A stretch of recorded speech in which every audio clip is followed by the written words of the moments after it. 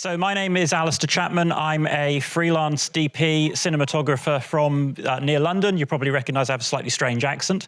And we have zebras, not zebras. What am I going to talk about today? Well, lots of things. First of all, I don't work for Sony. I shoot all kinds of things, extreme weather, drama, documentaries, lots and lots of stuff. That's enough about me. Let's get on to the shoot. So I've been lucky enough to be shooting with Venice lately, and a project that I've been working on is for a major TV manufacturer to show off how good their TVs are. And no, it's not Sony. And I got the opportunity to shoot this on Venice. The brief for the project was to create two films, a 2 to 3 minute long wow film, where every single shot is a shot where hopefully the viewer will go, wow, and then a diary behind the scenes sort of thing of the adventure. We actually have people, they can win a competition to come out on these shoots with us. And the final output, 60p UHD HDR10 video, so it's HDR. For various reasons, we do it at 60p, but the footage is often shown at 30p within a 60p clip, because that allows us to control the cadence, the motion on the TV. I don't know how many of you are aware of this, but modern TVs use motion smoothing, so your nice 24 frames per second film cadence just disappears because the TV gets rid of it. But if you make the file a 60p file, that disables that, and you can get your motion cadence back. You can control the way your pictures look. Image quality is everything for this project. Challenges that we were going to encounter were shooting at night, low light, Vegas, bright lights as well, so big dynamic range, and in a slot canyon. And I don't know how many of you know what a slot canyon is, but it is a very deep, very narrow canyon. And in the slot canyons, in most of the day, at the bottom of the slot canyon, they're so deep, it's dark. It's like the middle of the night dark. But then for a few minutes, and it is about a 15-minute window in this particular place that we went to, at midday, as the sun comes right over the top of the canyon, the sun comes down, creating these incredible laser-like beams of light into the canyon. So again, low light, high dynamic range. It's going to be very challenging to do this shoot. So I was lucky enough to be able to shoot on Venice. Now, let me say something here, a little bit of a story. I own Sony F5. I shoot on Sony's F5 and 55 a lot. That is what my clients normally expect. I shoot 16-bit RAW. Looks absolutely amazing. For this shoot, I had the opportunity to shoot on Venice, so I took it. In some respects, I wish I hadn't, because now the client has seen the footage, they're expecting this on every single shoot that I do. And they did see the difference. They did see it was better. And they're now saying, we want Venice. And I'm having to say, well, yeah, but that means it's going to cost you a little bit more because this camera is that little bit more expensive. And now we're just in a big negotiating battle trying to put rates up, which most of you will probably know is not that easy. Venice, what's Venice all about? I'm not going to spend too much time on this. Full frame, very big color space, amazing color reproduction, 8-stop ND filter, really nice feature. And all of this information here you can get online, so I'm not going to bore you to death with too much of it, but big color space, ND filters built in, raw X-OCN, which I'll talk about in a minute, lots of great stuff. The sensor is a brand new design sensor specifically made for Venice, cost an awful lot of money to design, and it's full frame, and it's designed to work for video applications. It has virtually no rolling shutter. Now, it wouldn't be true to call it a global shutter. It's a different technology, but the effect is the same. There's no image skew or any of those problems normally associated with a rolling shutter. We have this amazing 8-stop ND filter in it. And for me, as a filmmaker, this is a wonderful thing. Now, I also use Sony's FS5 and the FS7 with the variable ND filter. This isn't variable, but it's one-stop steps. But what it does mean is it actually changes the way you shoot, because your ND filter becomes your depth of field, your sort of coarse exposure control, allowing you to actually set the exact depth of field that you want with your aperture, and then just bring in the right amount of ND to get the exposure you want. You're never more than half a stop away from that sort of optimum depth of field. And that does change the way you shoot. And another thing it allows you to do, which when you're shooting at 6K and things like that, is the ability to just quickly stick in 8 stops of ND, maximum ND, check your focus with the aperture wide open, shallowest depth of field, focus is most most critical. Once you've got your focus right, you just take the ND back out again and you carry on shooting. So it's a really quick way for checking exposure. Now, something else that it allows you to do is to actually rate the camera at different sensitivities, because effectively the sensor plus ND together determine the camera's sensitivity. So you can have the camera set at its base ISO of 500 ISO, bring in a stop of ND, and effectively then the camera becomes a 250 ISO camera. And then you can add external NDs or compensate from there. So it gives you great flexibility over how you shoot. The sensor has some amazing capabilities. This is all of the different frame rates that it will be able to do. In fact, some of these numbers that are in red have changed slightly from any previous versions that you might have seen of this. And there's actually a few more pixels now in the 6K modes, as Sony are eking out every last bit of quality that they can out of this sensor. For my particular production, we shot in both 4K 17:9 at 60 frames per second primarily, and also we did some 6K 24 frames per second as well. We were using the Sigma full frame primes, our main lenses, and when you go to that full frame mode and you shoot with a really good quality lens, the quality of the images that you get are absolutely amazing. Now, this projector here, I think is only HD or 2K. So this is standard dynamic range, full frame, 20mm Sigma prime. The projector, unfortunately, in this theatre is a very nice projector, but it can't do this full credit. It's not, doesn't have the resolution. But in HDR, this water just shimmers beautifully. These images are really something that do take your breath away. So what frame rates are planned? Now, this is a big question a lot of people have. So we primarily shot at 60 frames per second in 4K and 24 frames per second in 6K. But everyone's saying, yo, Sony, you've got all these cameras like the F55 that can do high frame rates. What is Venice going to do? So this isn't set in stone just yet, but this is what Sony are aiming for. So what is being aimed at is 60 frames per second in 6K. 90 frames per second in 4K and 120 frames per second in 2K. So that's going to give you some really nice overcranking ability and things like that. And the really great news is this is with the existing sensor. So you're not going to need to get a different sensor to go to these higher frame rates.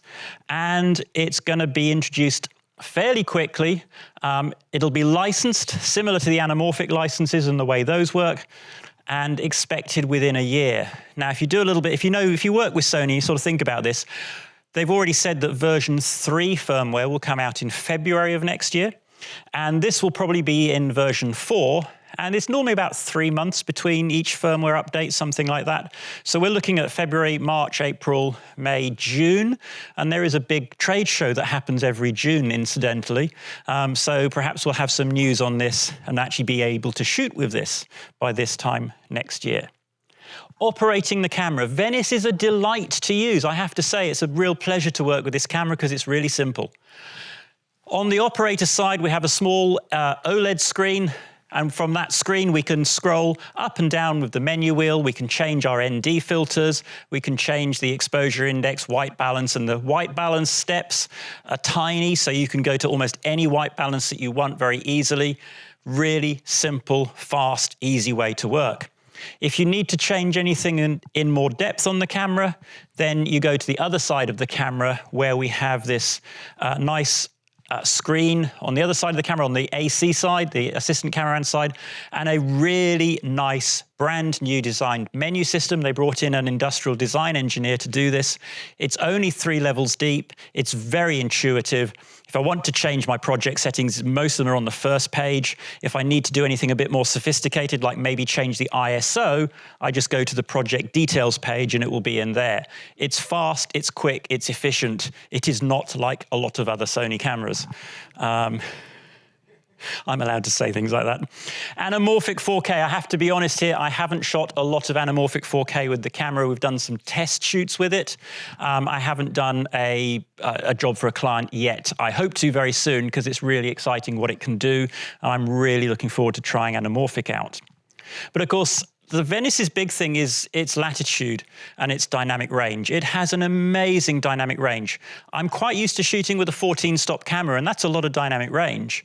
But the big thing about Venice is not so much the range, which is that bit bigger, but the way the ends of the range behave, those really bright highlights that are right at the edge of what the sensor can do, and the really dark shadows at the bottom. There is something very, very pleasing, and I hope you'll see this in the clips when we show the video, about the way it rolls off at the top and rolls off at the bottom. And another thing about Venice is as you change the exposure, the color remains remarkably constant. There are no color shifts, no hue change or anything, all the way from the deepest, darkest shadow all the way to the brightest highlight where it clips. The color reproduction is gorgeous. There's loads of colors in the shadows.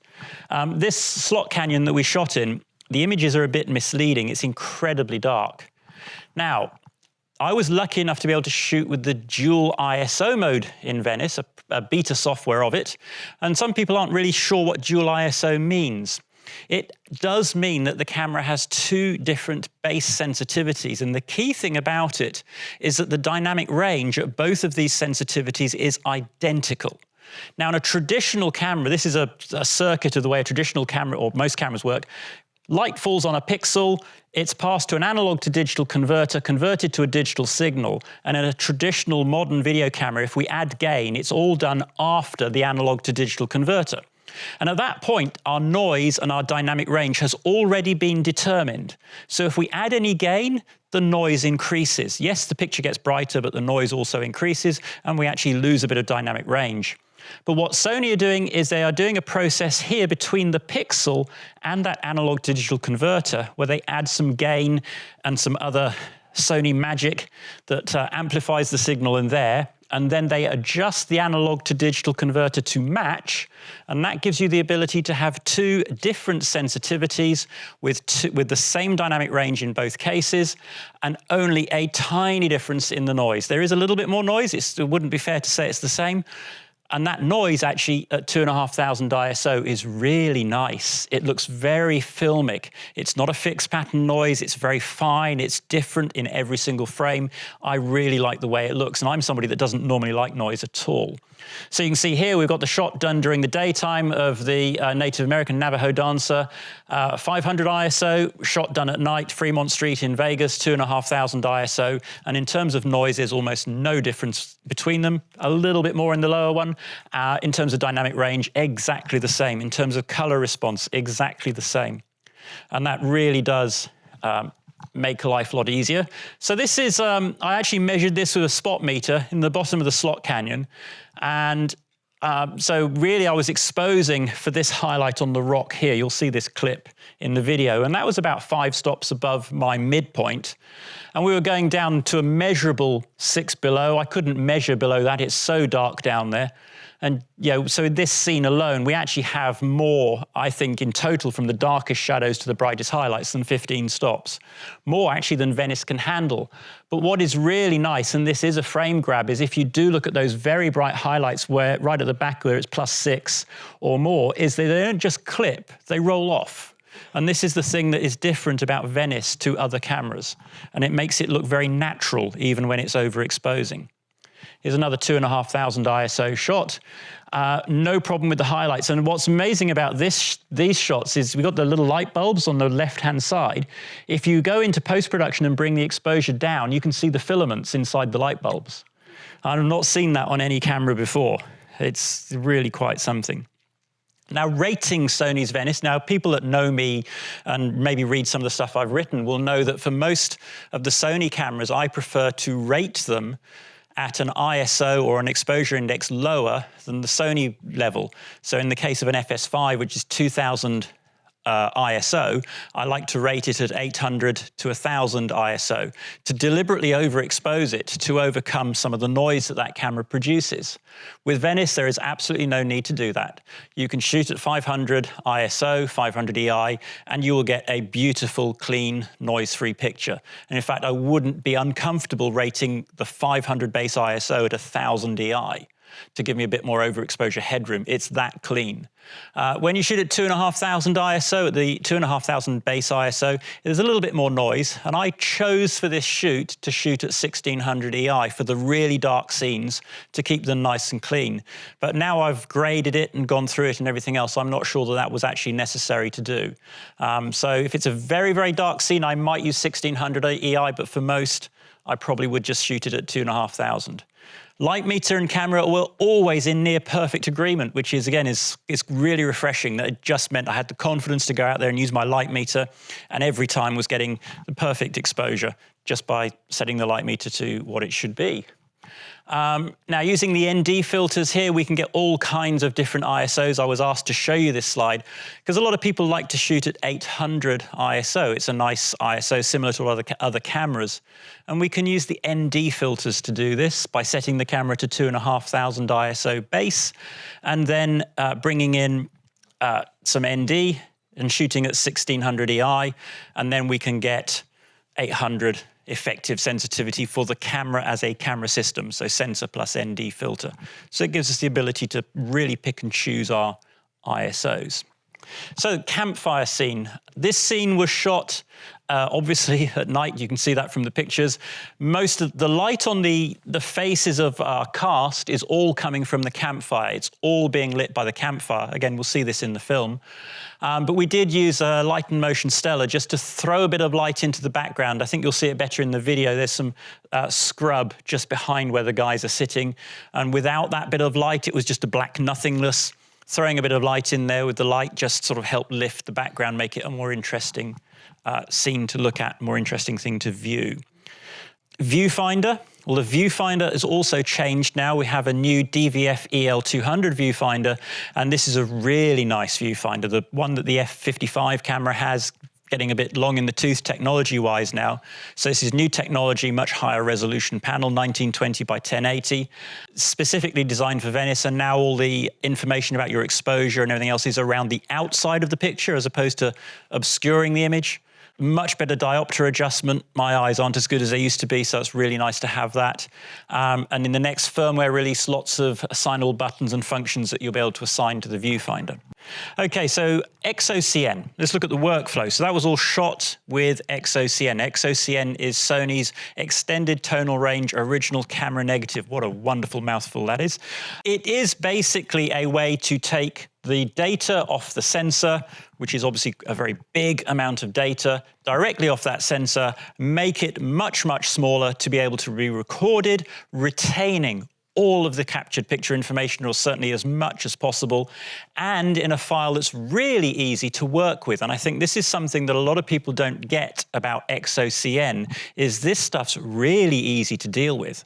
So we're looking at some very small file sizes.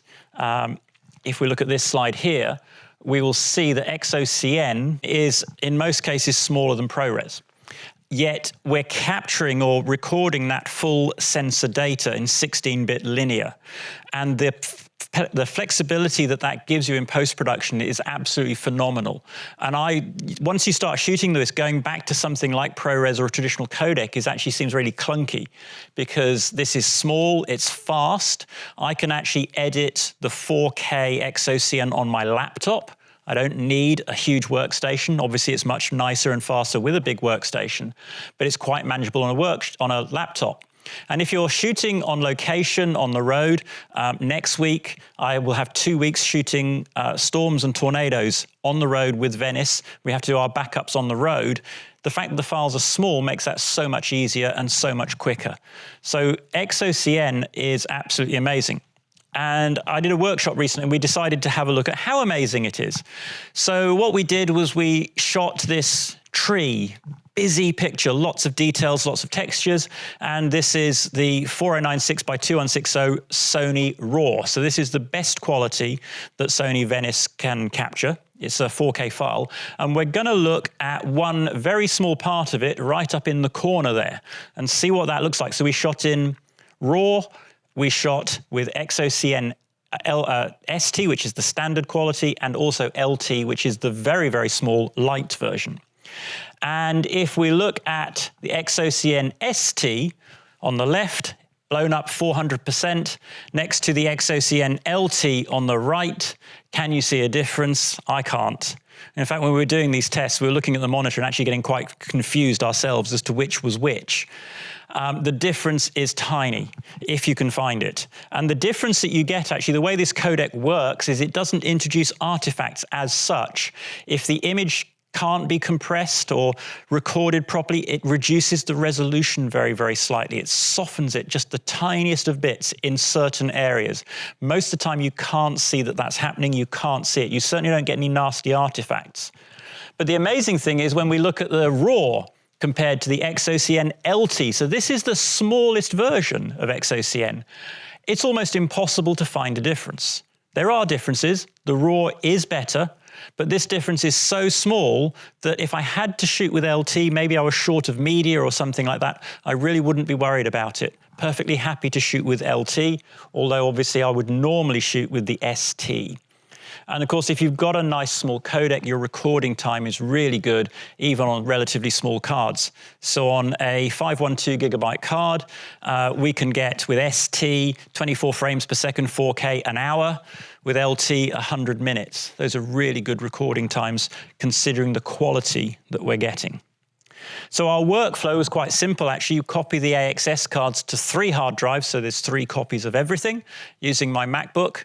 The file's then spot checked using Sony's RAW Viewer, which is a free application from Sony, just to make sure there are no problems, nothing we're unaware of going on in there. And then editing using Adobe Premiere. X-OCN plays back directly in Adobe Premiere without any problems. It's converted to 709 when you do that. And then take an XML file from Premiere into DaVinci Resolve and grading using ACES CC. ACES works really well with Venice footage because ACES under the hood is linear, and of course because the X-OCN is linear as well, there's almost a seamless transformation into Resolve. A couple of things, if you do use Resolve with X-OCN, and especially if you use the 6K footage, is the ACES input transform once upon a time had to be set to Sony RAW, but now you set it to none. You have no input transform for X-OCN or Sony RAW. Set it to none. And then the decoder that you need to use, you go to the RAW options page and you go to the Sony RAW page.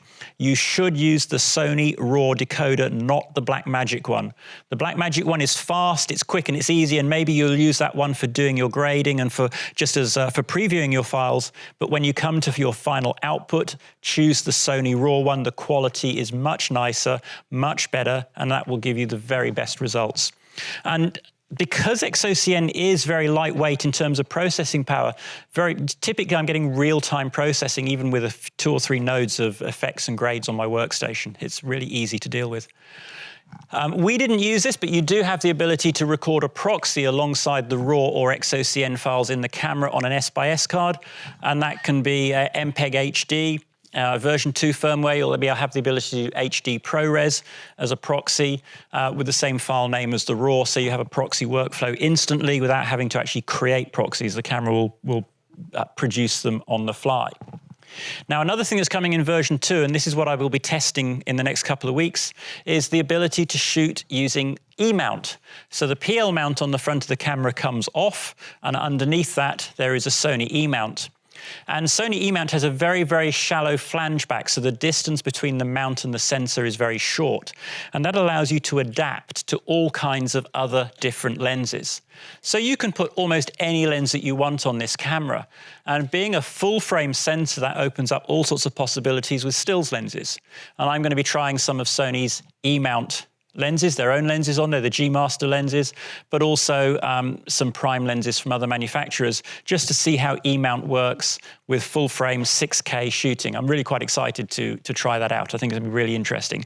And it's one of the things that's going to make owning this camera, if you want to own it yourself as opposed to renting it, much more affordable, because you're not going to have to buy the most expensive full-frame cinema lenses.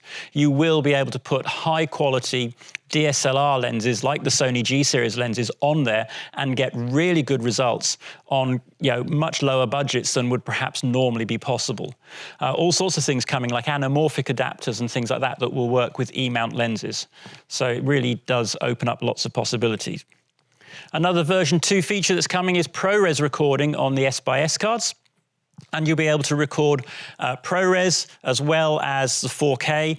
If you are shooting XAVC and you use Venice, I really recommend the Class 480 recording. This is a higher quality version of XAVC. It's really nice to work with, but you will also have the option for ProRes as well, making it even more convenient. You're also going to get the ability to add more LUTs on the output. And in fact, you can have more than one LUT. You can have 2 different LUTs in the camera on different SDIs, one in the viewfinder, one on the SDI, things like that. So you might have one in the viewfinder for exposure to get the exposure right. And then you might have your creative look on the SDI so that the client monitor can show what the finished output should be. So that's a really nice thing. Surround view. So if you're shooting in 4K 17:9 because you're not using the whole full frame sensor, in the viewfinder you'll be able to have a surround view so you can see what's going on just outside of frame. It's not recorded, but it means that if you're doing a pan, you can tell when something that you might not want in that shot is about to approach into the frame and stop your pan before it encroaches into the image. So this is going to be another nice version 2 feature.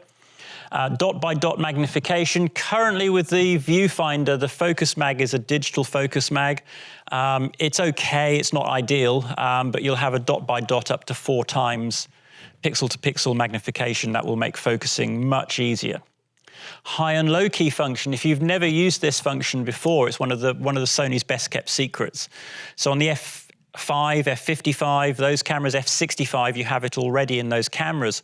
And what it does is when you're shooting is it offsets the LUT. First of all, it brings the LUT down so that what it does is it allows you to then look into the highlights more. So you can see what's going on in the extremes of your exposure in the highlights. You press the button again, and it then brightens the image up so you can see what's going on in the shadows. When you have a 15-stop camera, there's no way a conventional standard dynamic range viewfinder can show you everything that you're shooting. So being able to break that down into the high, middle, and low range really helps you see what's going on at the extremes of your exposure. So this is going to be a really key feature. And also false color in the viewfinder.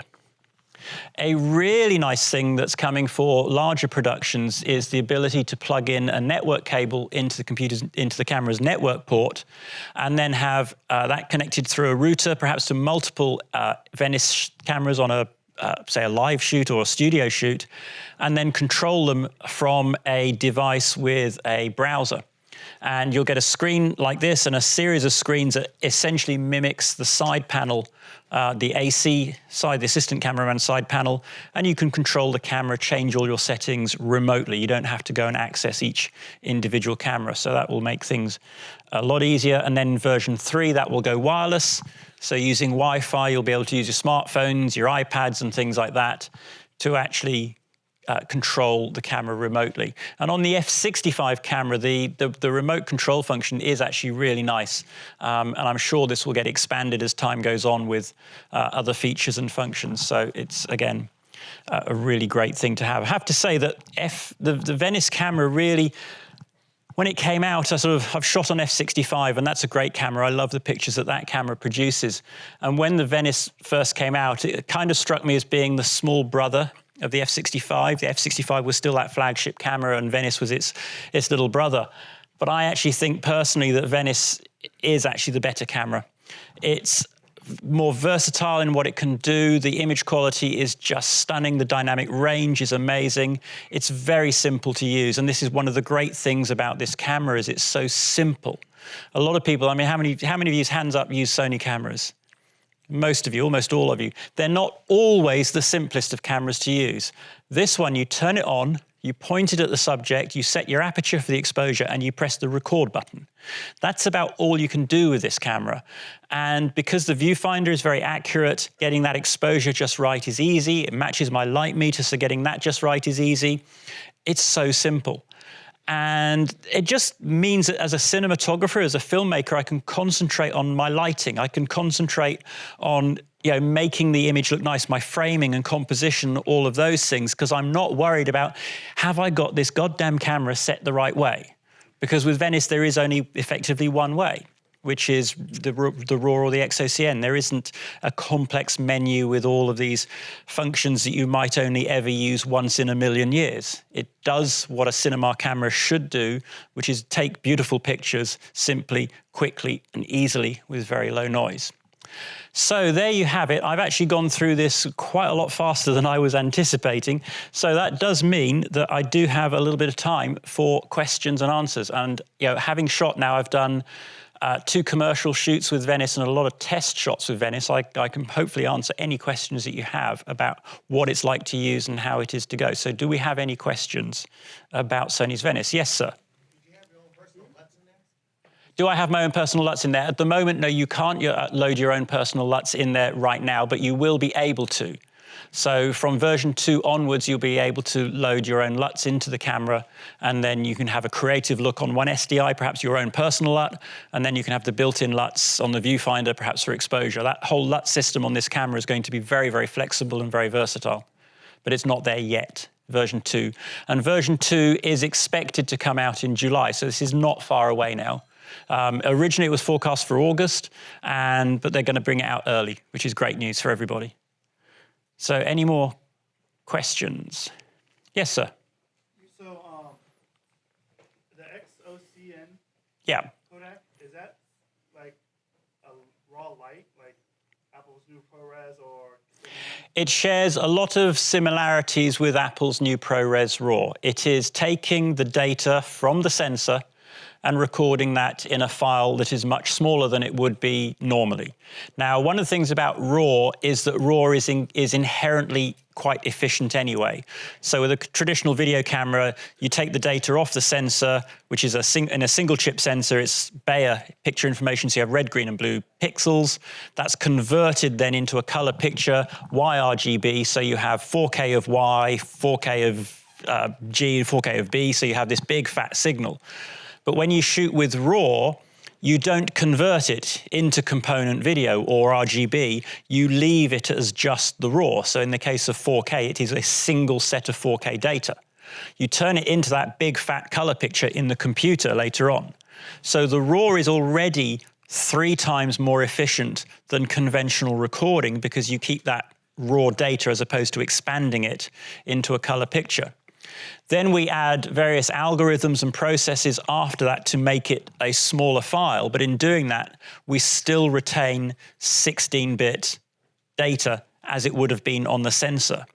And one of the things about RAW is, and RAW X-OCN, they behave virtually identically, is that with my F5 camera shooting on the R5 with the compressed RAW that has, I've been able to go back. I've had that camera 5 years now. I've been able to go back to footage I shot when I first got that camera and regrade it using the newer tools, newer LUTs, newer everything else. And that footage looks so much better than it did 5 years ago because you can apply new processes, new techniques, better noise reduction, better lookup tables, better color science to that data because it's the sensor data.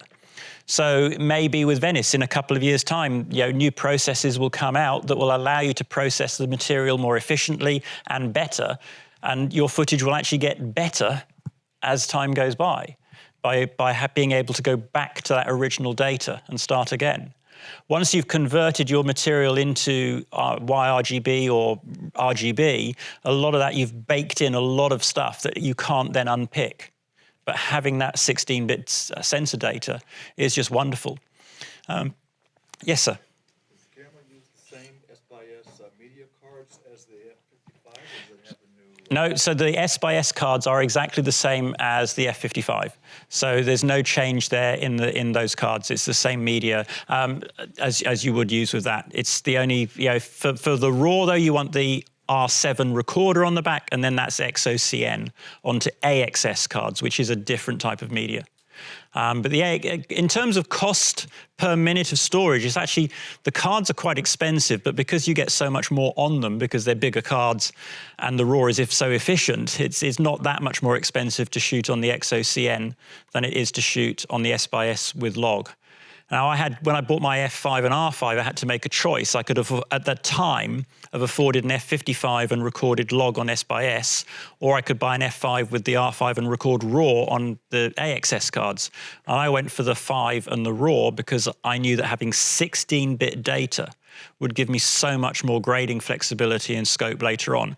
And if I had to go back and make that decision again, I would make exactly the same choice, because that 16-bit footage is just amazing to work with.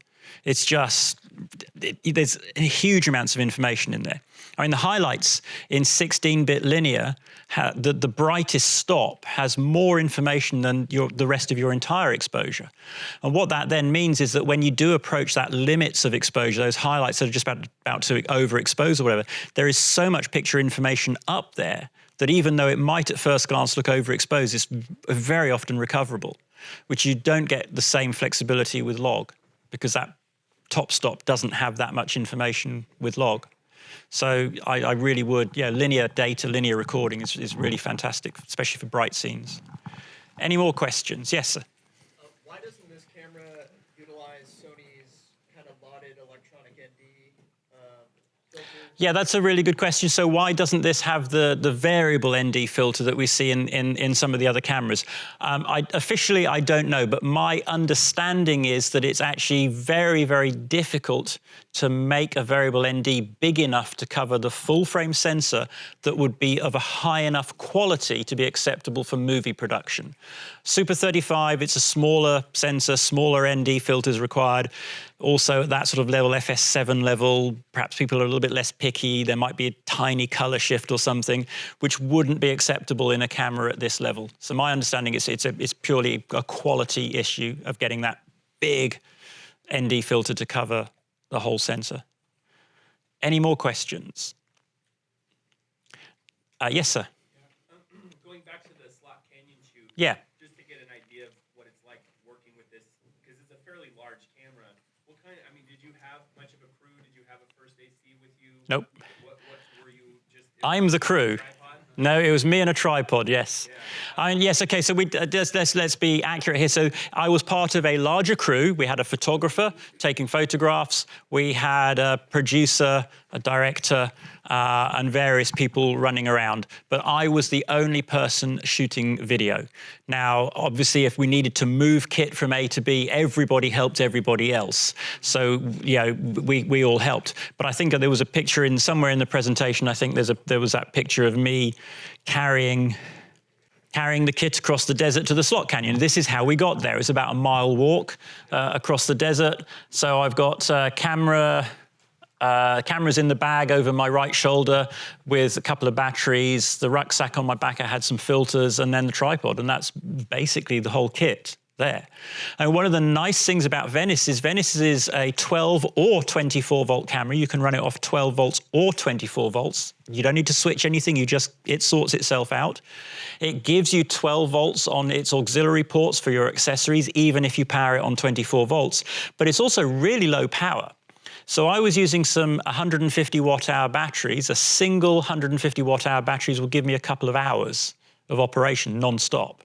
Now, if I shoot with an Alexa or something like that, I can't do that. I'm going to need 3 times the batteries. I think it's about 60 watts in total. It's not a high-power camera, maybe a bit more than that. But yes, it's more than an F55 and more than some of those cameras, but it's not a high-power camera at all. It's very low on power. It is quite heavy. It's what I like to think of it as being reassuringly dense. Because it's not a big camera. It's not much bigger than an F55, which is a little bit deceptive, because if you've used an F55 and then you look at the Venice, you think, oh, it's not going to be that much heavier, but it is. But it's still a lot lighter than most of the competition. It's quite easy, quite a manageable weight. But it's surprisingly heavy for its size, and that's down to the way it's been built. It's built like a tank. So it's that kind of camera that you can work with. I'm not saying you should, but if you drop it, there's a fairly good chance it's going to survive. It happens. Accidents happen, and Venice is really nicely put together. And of course, you have the ability now to be able to remove the sensor and the whole block off the front and connect the sensor block via a cable to the body. So there's a remote head option now. It's just been announced here at this show. It's just such a versatile camera. It can do so many things now. Yes? Is that swapping the front Right, so one of the things, Venice was built to be able to swap the sensor.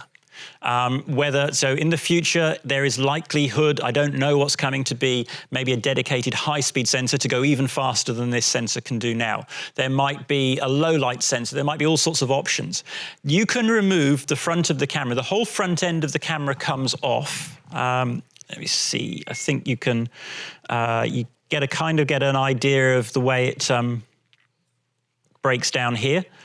So from here through to actually here, this with the sensor, the ND filters, the lens mount is one module, and that is a sealed module.